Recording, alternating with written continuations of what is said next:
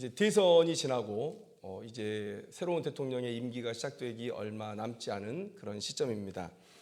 대선 때를 생각해 보면 많은 후보들이 여러 가지 공약을 이렇게 말했던 것을 우리가 알 수 있는데요.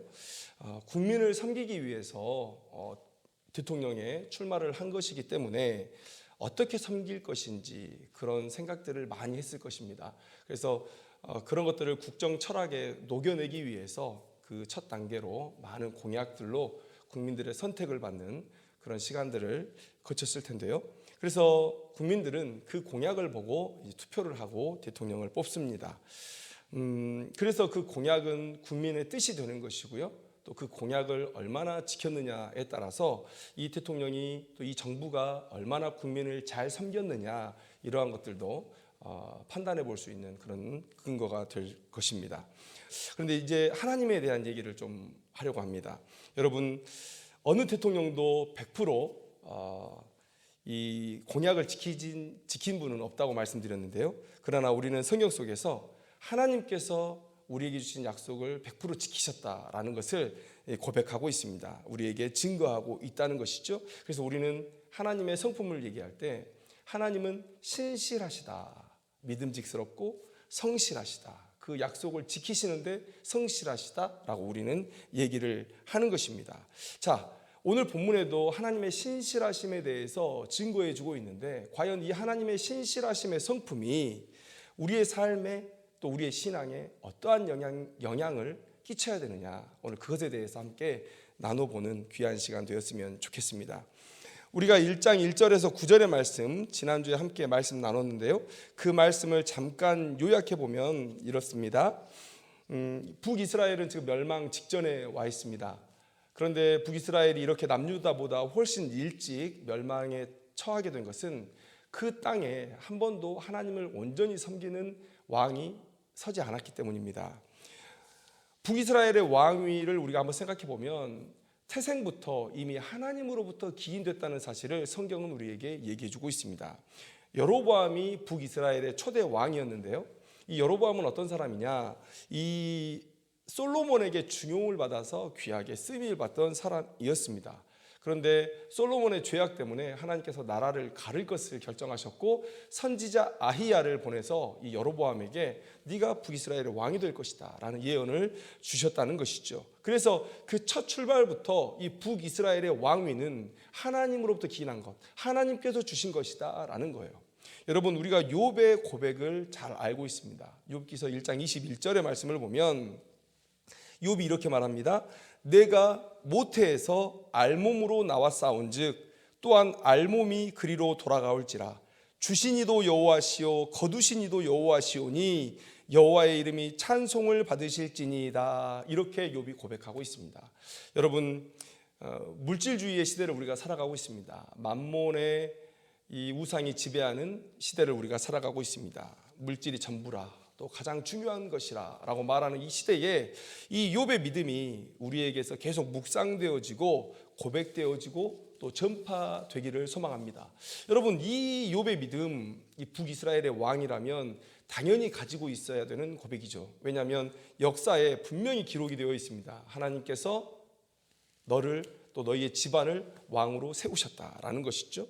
그런데 여로보암은 이 왕위를 하나님으로부터 스스로 지켜보겠다고 베델과 단에 제단을 쌓았고 그 제단들은 계속해서 이 북이스라엘의 올무가 되었던 것을 우리가 알 수가 있습니다.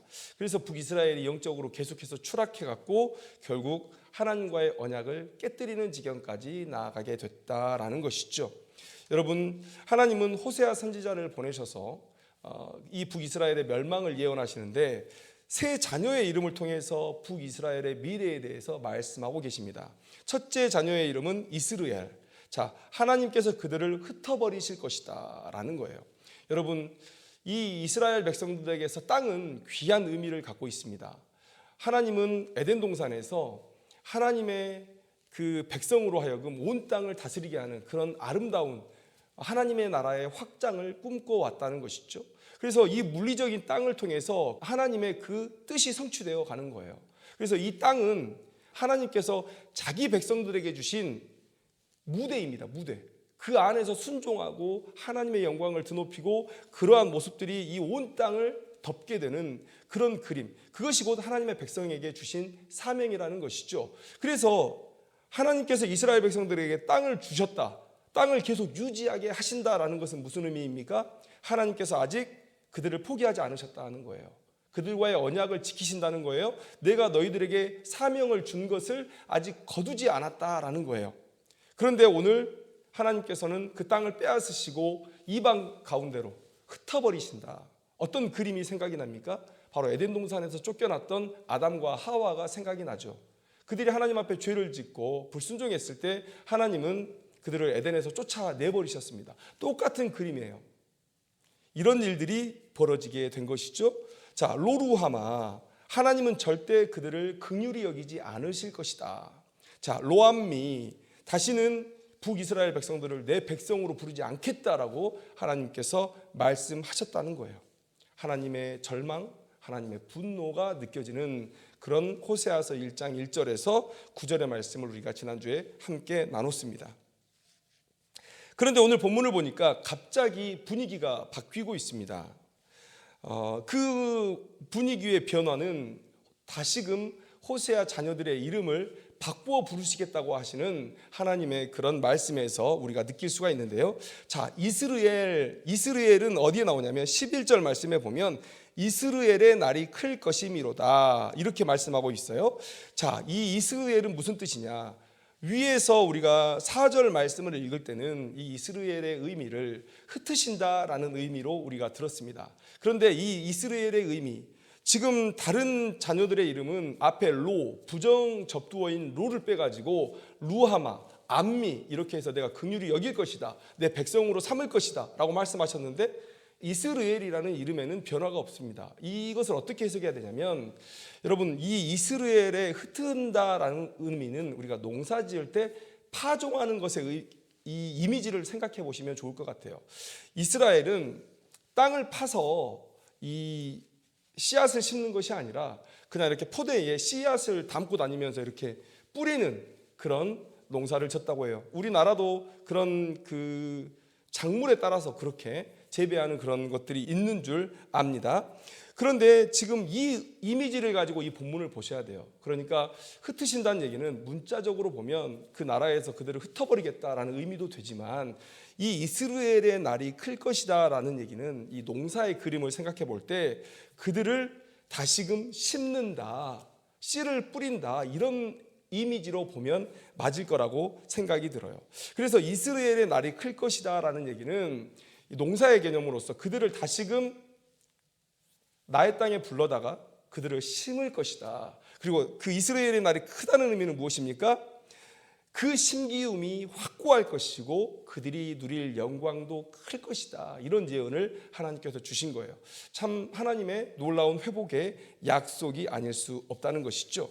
이렇게 하나님께서 북이스라엘을 회복시키시겠다고 지금 말씀하고 계십니다. 자, 아까 제가 루하마, 암미 제가 말씀드렸죠. 부정 접두어 로를 빼고 내가 긍휼히 여길 것이다, 또 그들은 내 백성이 될 것이다 라고 이렇게 이름을 바꿔 부르시면서 북이스라엘의 회복을 약속하고 계시는 하나님을 우리가 볼 수가 있습니다. 자, 모든 예언 1절에서 9절까지의 예언이 지금 뒤집어졌습니다. 왜 갑자기 이렇게 하나님은 예언을 뒤집으셨을까? 우리는 부모님의 사랑에 비유를 해서 이 본문을 해석하곤 합니다. 사랑하시니까, 그러니까 어떻게 자녀를 죽을 때까지 때리는 부모가 있어? 그러니까 멈춰야지 라고 얘기합니다. 여러분, 내 자녀가 도로로 이렇게 걸어가요. 그러면 부모는 체면 차리지 않고 달려 들어갑니다. 소리 지르면서 달려 들어가요. 그리고 차가 나를 치든 말든 그걸 생각지 않고 내 자녀만 보고 달려가서 내 자녀 구할 생각만 하는 거예요. 여러분, 이게 부모다. 여러분, 이렇게 체면 차리지 않고 내 자녀 살리는 것이 부모의 사랑이다. 그래서 이 부모에 대한 개념, 이 부모의 사랑에 대한 개념을 하나님께도 대입하는 거예요. 여러분, 하나님께서 지금 당장 심판의 약속을 하셨습니다. 그런데 심판이 일어나기도 전에 그래도 내가 뜻을 접어보겠다, 이렇게 말씀하시는 것은 뭔가 하나님의 그 말씀의 권위, 하나님의 그 존재의 권위를 뭔가 흔드는 것 같은 그 체면의 문제를 야기할 것 같은 그런 태도 아니겠습니까? 부모로서의 그림은 매우 아름답지만 그러나 이것을 하나님께 바로 1대1로 적용시키기에는 조금 문제가 있는 그런 그림이다. 여러분, 이렇게 해석하는 것은 조금은 인간적인 해석이 아닌가라는 생각을 해봅니다. 우리가 하나님의 친밀함을 가지고 성경을 해석하는 경우도 많이 있지만 그러나 그것은 하나님의 특별하심을 훼손하지 않는 범위 안에서 이루어져야 됩니다. 하나님은 우리를 사랑하셔서 언제든지 약속을 뒤집으시는 그런 하나님으로 생각하는 것은 조금 절반 정도만 납득이 가게 해석하는 것이 아니냐라는 생각을 해본다는 것이죠. 자, 그러면 우리가 어떻게 해석하면 우리를 향한 하나님의 사랑, 그것도 지키고 또 하나님의 이런 권위, 이런 우월하심에 대한 체면도 지킬 수 있을 것인가? 여러분, 이 약속을 얘기할 때 우리는 하나님의 언약적인 요소를 빼고 해석하면 안 됩니다. 여러분, 하나님은 1장 1절에서 9절에 징계의 말씀을 주시기 전에 이미 그보다 먼저 자기 백성을 구원하시겠다는 말씀을 먼저 하셨다는 사실 우리가 기억해야 됩니다. 그리고 그 자손 이스라엘을 통해서 이 북이스라엘을 포함한 이 이스라엘을 통해서 하나님은 온 인류를 구원하실 것이라는 약속도 이미 하셨던 것이죠. 그래서 이 이스라엘의 생존은 하나님의 구원의 역사의 한 부분이고 한 과정이라는 사실을 우리가 기억해야 됩니다. 그래서 오늘 하나님의 그런 이 북이스라엘의 심판보다 더 먼저 되고 더 큰 약속이 있었다라는 것을 우리가 기억하는 것이 중요해요. 여러분, 그 증거는 무엇입니까? 10절 말씀을 보면 이렇게 기록이 되어 있습니다. 이스라엘 자손의 수가 바닷가에 모래같이 되어서 헤아릴 수도 없고 셀 수도 없을 것이다. 여러분, 이 약속을 딱 들을 때 우리는 누가 생각납니까? 하나님과 누구와의 언약의 이 모습이 생각이 납니까? 바로 아브라함이죠. 아브라함은 창세기 22장 17절 말씀에 하나님께서 아브라함에게 주신 말씀이 이렇습니다. 내가 내게 큰 복을 주고 내 씨가 크게 번성하여 하늘의 별과 같고 바닷가의 모래와 같게 하리니 내 씨가 그 대적의 성문을 차지하리라. 그러니까 오늘의 이 약속을 보면 우리가 무슨 생각을 해야 되냐면 하나님은 호세아서 1장 1절부터 9절까지의 북이스라엘의 징계의 말씀을 하실 그 시점에도 한 번도 온 인류에 대한 구원의 생각을 하지 않으신 적이 없고 그리고 이 이스라엘을 통해서 온 인류를 구원해야 되겠다라는 생각을 포기하신 적이 없다는 사실이죠. 그러니까 더 먼저 되고 큰 언약을 성취해가는 과정 속에서 북이스라엘의 징계가 있었다라는 거예요. 그러니까 하나님께서 마음대로 뜻을 뒤집으신다. 그래서 그것을 우리가 부모의 사랑에 빗대어서 하나님은 그럴 수 있다. 우리를 사랑하시니까. 그렇게 생각해서는 안 된다는 것이죠. 하나님은 처음 크고 또 고귀했던 그 언약을 성취하기 위해서 이 역사를 이끌어가고 계시고 북이스라엘은 그런 역사의 관점 속에서 하나님의 자녀 되게 하기 위해서 징계의 과정을 겪고 있는 것이라 이렇게 생각하면 될 것입니다. 그래서 하나님께서 처음부터 북이스라엘을 징계하실 때 이스르엘이다, 로루하마다, 로암미다라는 징계를 하시면서 이 땅에서 너희들을 없애버리겠다라는 생각으로 주신 징계가 아니었다는 말씀이에요. 처음부터. 그래서 우리는 이 장면에서 무엇을 느낄 수 있냐? 하나님의 신실하심이다. 하나님의 신실하심. 그 신실하심을 느낄 수 있다는 거예요. 처음의 약속을 그대로 지켜가고 계시는 온 인류의 역사 속에서 하나님께서 내뱉으신 그 말씀을 지키시기 위해서 성실하게 홀로 일하고 계시는 하나님, 바로 이 하나님을 우리가 느낄 수 있다는 거예요. 신학적으로 우리가 얘기를 하면 하나님의 말씀하심은 곧 성취와 동의어라는 사실 우리가 기억해야 됩니다. 말씀하면 성취되는 거예요. 대표적인 예가 말씀으로 창조하신 그 사건이 있지 않습니까? 말씀하신 대로 이루어지는 거예요. 여러분, 보시기에 좋았더라. 물론 만들어진 피조물의 모습이 아름다웠을 수 있습니다. 그런데 하나님의 미의 기준은 제가 잘 모르겠어요. 하나님께서 어떤 기준으로 아름답다, 아름답지 않다를 판단하시는지 모르겠습니다. 그렇게 볼 때 저는 오히려 보시기에 좋았더라라는 이 모양이 우리가 이 대자연을 바라보면서 야, 정말 아름답다라고 생각하는 것과는 차원이 다른 것이다라고 말씀드리고 싶어요. 보시기에 좋았더라. 이것은 왜 하나님께서 하신 말씀이냐?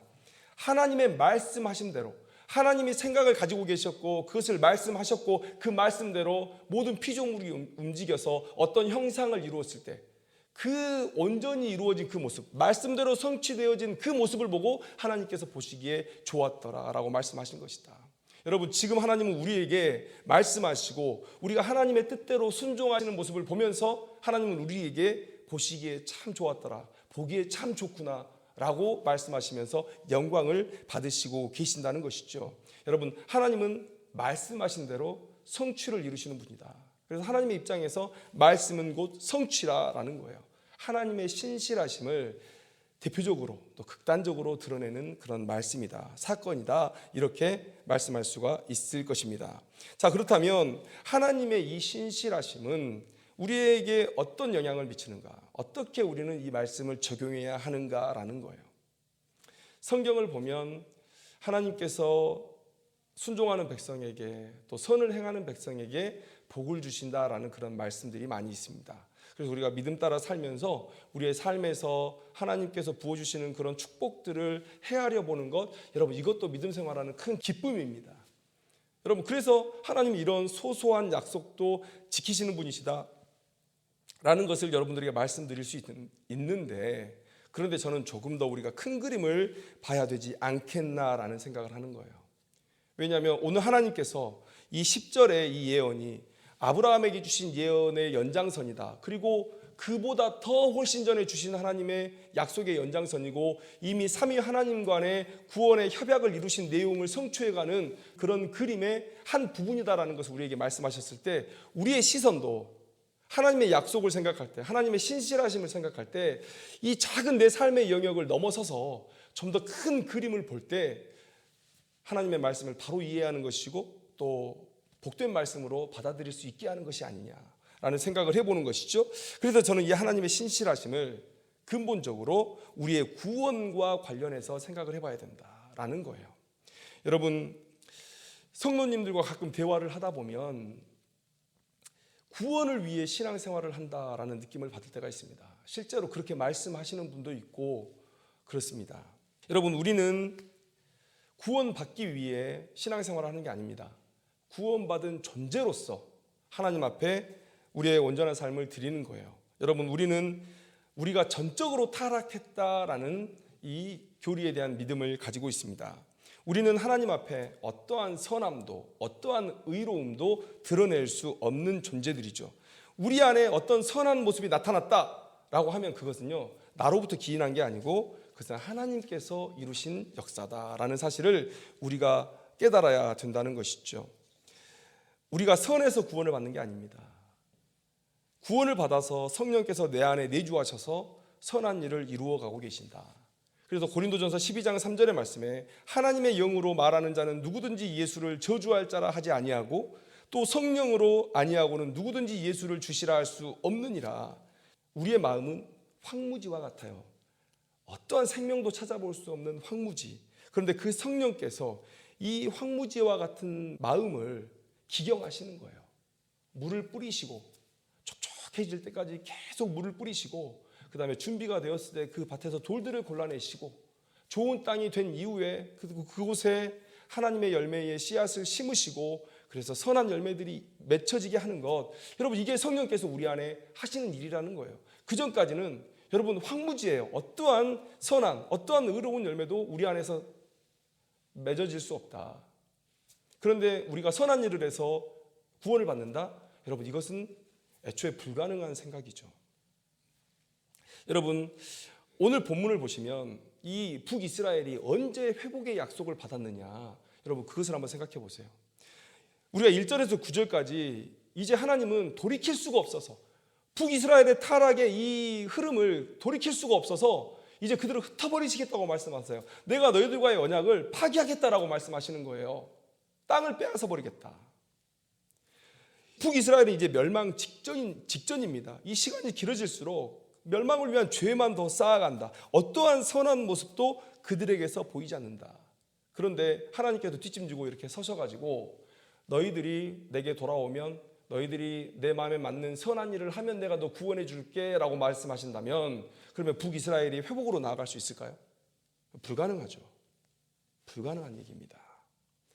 북이스라엘의 공로가 없어요. 있을 수가 없어요. 하나님께서 그저 홀로 그 언약을 붙들고 삼위 하나님 간에 하셨던 그 약속, 또 창조하신 이후에 타락했을 때 하나님께서 하신 약속, 아브라함에게 주신 약속, 또 다윗에게 주신 약속, 이 약속들을 하나님께서 홀로 성취하고 계신 과정 속에서 내가 북이스라엘을 회복시키시겠다라고 말씀하시는 거예요. 하나님의 신실하심이 자기 백성의 구원을 홀로 이루어가고 계신다 라고 오늘 본문은 우리에게 말씀해 주고 계신 거예요. 여러분, 9절과 10절 사이에 북이스라엘의 삶의 변화가 전혀 보이지 않는다는 거예요. 최고의 악한 상태를 지나고 있는 그 시점에 하나님께서 회복을 말씀하시는 거예요. 그것은 무슨 얘기입니까? 내가 혼자 하겠다는 거예요. 내가 너희를 회복시키겠다라고 말씀하시는 거예요.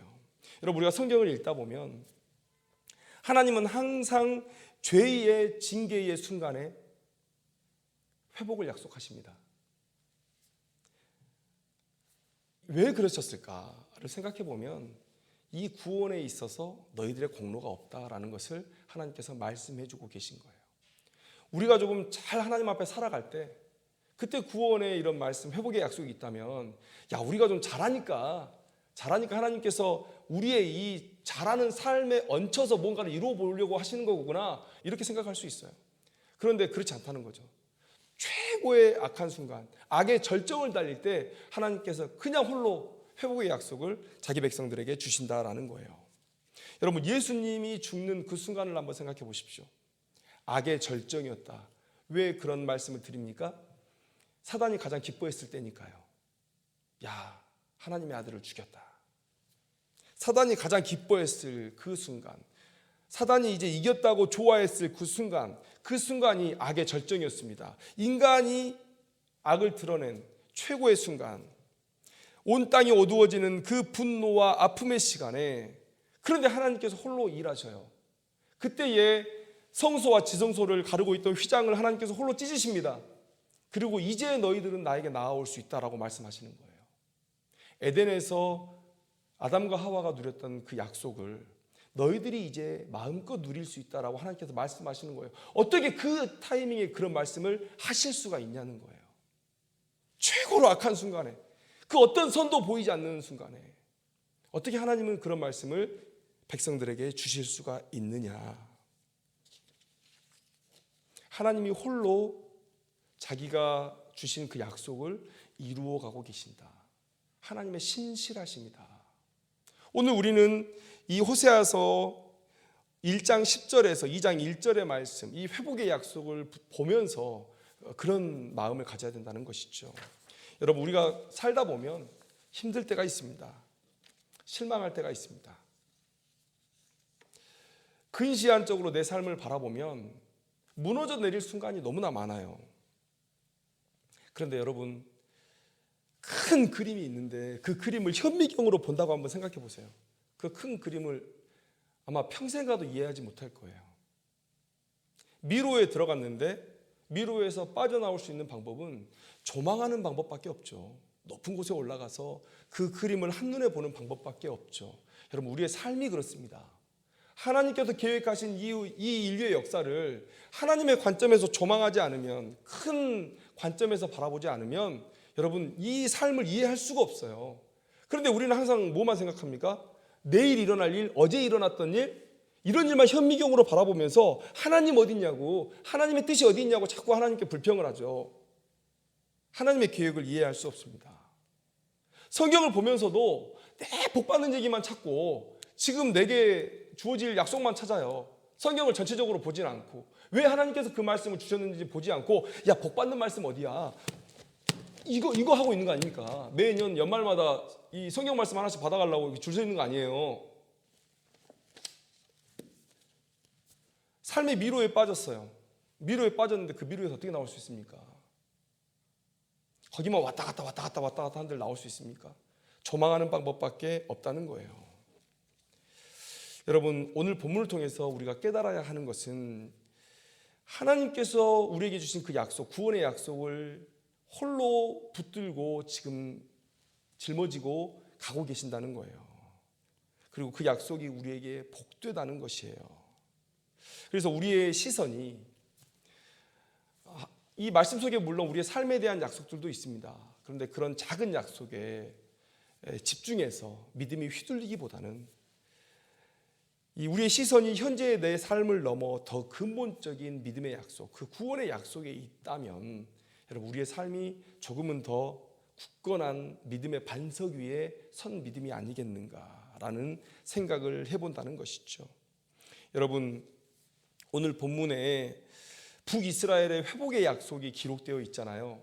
그런데 이 약속은 언제 회복이 됩니까? 언제 회복이 되죠? 이스라엘 백성들이 포로에서 돌아왔을 때 회복이 됩니까? 아니죠. 여러분 우리가 에스라서, 느헤미야서 이렇게 읽어보면 아시겠지만 포로에서 귀환한 사람들이 몇 명 되지도 않을 뿐더러 북이스라엘 사람들은 그렇게 오지 않습니다. 왜냐하면 북이스라엘은 이미 온 땅에 흩어져 버린 거예요.